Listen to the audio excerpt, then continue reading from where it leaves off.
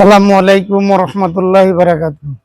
আলহামদুলিল্লাহ, আজ 18ই আগস্ট 2025 ঢাবিতে বাংলাদেশ ইসলামী ছাত্র শিবির তার পূর্ণাঙ্গ প্যানেল ঘোষণা করেছে। 28 জনের একটা পূর্ণাঙ্গ প্যানেল। এই প্যানেলে যে ঘোষণা দিয়েছে, এরপরে আমি কিছু কথা বলতে চাচ্ছি যে তাদের এই কিছু চ্যালেঞ্জ এবং কিছু সম্ভাবনা, সেই চ্যালেঞ্জগুলোকে সেইটা লোকের আমি বলতে চাচ্ছি। আসলে তাদের চ্যালেঞ্জগুলোকে কি মোকাবেলা করতে হবে, যেহেতু তারা নির্বাচন করছে, ঢাবি নির্বাচন। এই ঢাবি নির্বাচনে যে চ্যালেঞ্জগুলো আসতে পারে, এই চ্যালেঞ্জগুলো আলোচনা করব। 1 নম্বরে হচ্ছে তাদেরকে মিডিয়া টাইল, অর্থাৎ যে ইলেকট্রনিক্স মিডিয়াগুলো বিশেষ করে বিভিন্ন টিভি চ্যানেলগুলো তাদেরকে যে ফলো করে প্রচার করছে, এই প্রচারটা তাদের জন্য কতটুকু শুভ প্রচার করছে এটা ঠিক আছে, কিন্তু এই প্রচারে যে যখন অনেক সময় টক শোতে নিচ্ছে, তাতে বিভিন্ন কথা দিয়ে আটকানোর চেষ্টা করতেছে। এই জিনিসটা আমাদের এদের খেয়াল করতে হবে যে তাদের খুব ফলাও করে প্রচার করছে। এই ফলাও করে প্রচার করার পরে তাদের মধ্যে এমন একটা ইনা হয়ে যায়, দাম্ভিকতা না এসে যায় যে আমরা তো জিতেই গেছি, যার জন্য তারা বিভিন্ন ছাত্র এবং ছাত্রীদের কাছে তারা যাবে না যে আমরা তো জিতেই গেছি।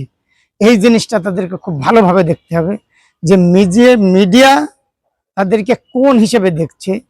তাদেরকে দেখছে হিসেবে কিন্তু এইটার মধ্যে দিয়ে, কারণ মিডিয়াগুলো হচ্ছে অধিকাংশ বাম এবং রামদের দখলে, এবং বাম এবং রামেরা মিলে এটা ফলাও করবে, বাকিগুলোকে বলবে যে তোমরা কাজ করো।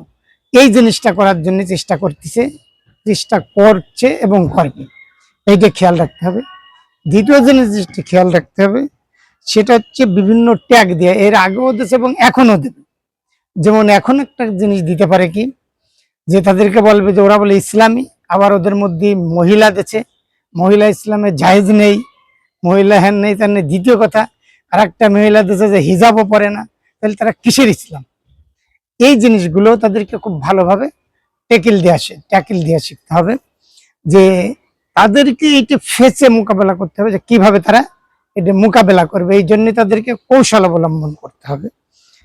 কোরআনে আল্লাহ তাআলা বলেছে উদু ইলা সাবিলি রাব্বিকা বিল হিকমত, এই হিকমত অর্জন করতে হবে তাদেরকে। আবার ছাত্রীদের কাছে না যাওয়া, এ নিয়েও আবার মিডিয়া বিভিন্ন রকম দেখা যাচ্ছে, ছাত্রীদের কাছে গেছে বলে ওরা বলে খুব ইসি, ওরা ছাত্রীদের কাছে যাচ্ছে ইসলাম, তাহলে আবার কিসের ইসলাম মাইন্ড হলো ছাত্রী? না, প্রত্যেক যুগে যুগে এইটুকু জানতে হবে, যুগে যুগে প্রতিটা সেশনে যেমন মহিলাদের অবদান ছিল, সেমন পুরুষদের অবদান ছিল। মহিলাকে অবদান পুরুষের চেয়ে কোনো অংশে কম ছিল না। এইগুলোর খেয়াল রেখে এদের কাজ করতে হবে। দ্বিতীয় কথা, যে এদেরকে এরপরে বিভিন্ন রকম খেপাইতে পারে, সেই খেপানির জন্য এদেরকে কি করতে পারে, বিভিন্ন রাগান্বিত কথাবার্তা, তখন ধৈর্য ধরতে হবে।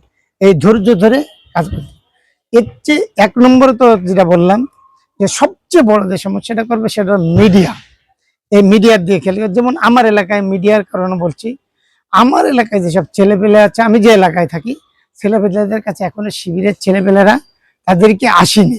অতএব এর আগে আসার দরকার ছিল, এরপর আর 2-3 বার করে এক একটা ছেলের কাছে যাওয়ার তাদেরকে দরকার ছিল, কিন্তু আমি মনে করছি এই জায়গাটা তাদের একটা গ্যাপ আছে। আমি সেই জন্য বলি মিডিয়ার কারণে অনেকটা হতে পারে। দ্বিতীয়, সবচেয়ে লাস্ট যেটা ক্ষতির হতে পারে সেটা নির্বাচন বানচাল করতে পারে বিভিন্ন কৌশলে। এইটা তাদেরকে বিভিন্ন টেকনিকে কৌশল অবলম্বন করতে হবে, যাতে তারা নির্বাচনকে বানচাল না করতে পারে। নির্বাচন যদি একবারে বানচাল হয়ে যায় তাহলে অনেকটা সমস্যা দাঁড়াবে। আর তারা চাচ্ছে 100-র উপরেও, আমার ব্যক্তিগতভাবে বলছি যে তারা 100-এর উপরে চাচ্ছে, যে কিভাবে বানচাল করা যায় কিনা, বিশেষ করে সংসদ নির্বাচনের পরে যে করা যায় কিনা। আর সম্ভাবনা হচ্ছে আলহামদুলিল্লাহ, শিবির যেভাবে তার কাজ করছে, যেভাবে সে মোকাবেলা করছে, সবগুলো দিয়ে সবার সাথে যেভাবে ম্যানেজ করে চলছে, সবার কাছে যেভাবে ম্যানেজ করছে, সবার সাথে ফের যেভাবে করছে, খুব ভালো আছে। আরো দক্ষতা অর্জন করতে আশা করা যায় যে এদের সম্ভাবনা হয়তো 100% এরা চলে যাইতে পারে, তাহলে আমাদের কাছে এরকম মনে হচ্ছে। আমরা শিবির এলাকায় বলবো যে আরো দক্ষতা অর্জন করতে হবে, আরো টেকনিক অবলম্বন করতে হবে, কোনো উচকানিতে পা দেওয়া যাবে না। এই কথাগুলোই বলে শেষ করছি। আসসালামু আলাইকুম ওয়া রাহমাতুল্লাহ।